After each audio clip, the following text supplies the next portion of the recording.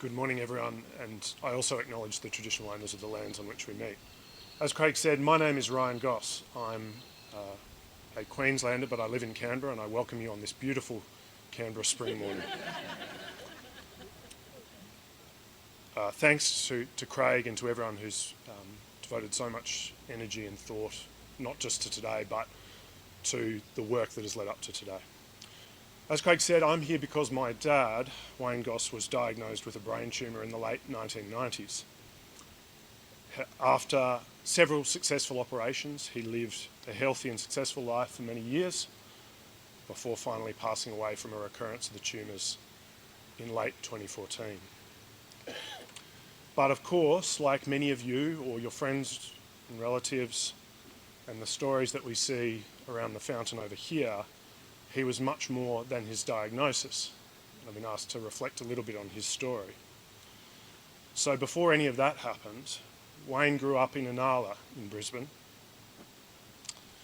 became the first in his family to go to university while working full-time, mind you, had a career as a solicitor and was ultimately elected Premier of Queensland at the age of 38 in late 1989. His election ended a government that had then been in power for Wayne's whole adult life, and he ushered in a range of reforms that helped modernise and humanise Queensland till today. After more than 6 years as Premier, Dad had a third career in boards, the arts and business. Hard work, integrity, family, brain power, these are the things that took Dad on that journey. It's a terrible irony that it was his brain that betrayed him. Before, during and after his time in politics, our dad was a runner, a cyclist, a surf sea kayaker. He was healthy and active throughout his life, fitter than many his age. And it's a story I see repeated around the fountain over here. Fitter than many his age, except for one thing. He loved his family and friends. He loved reading about history and politics and art. He loved going to the movies and the Brisbane Broncos, and he would have loved their premiership this month. Right up until almost the very end of his life in 2014, he was active and fit, sharp and engaged, and he gave a speech at my wedding just months before the end. Now, his professional success meant he and our family had resources. We were very fortunate to source particular levels of medical care and support, and some wonderful doctors and nurses and health professionals became very dear to our family, and we keep in touch with some of them today, more than a decade later. But the costs of care mean that too many Australian families simply aren't in that position. That's not fair.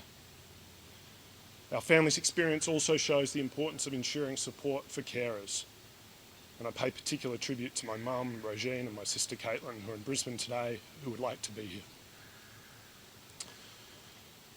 So, like for many of you and your families, brain tumours have caused just such devastating loss to our family. Dad has missed much. Dad is much missed. But as today reminds us, we think of that loss and that impact multiplied across thousands of families across the country every year. The emotional impact on patients and carers and those around them, the financial impact on families and societies, the lost opportunities. The lost opportunities to make a difference to families, grandkids who Dad never got to meet, communities and each other. We can achieve great things when we work together, and the work of the BTAA and the associated groups shows that. And it's important today, I'm pleased to be here to help call for what Andrew was speaking about before, that much needed greater investment in brain cancer research, better support for clinical care, support for brain cancer patients and carers throughout Australia. Thank you for letting me share my story, and thank you to all of you for sharing your stories over here. It's been a very moving and special day. Thank you.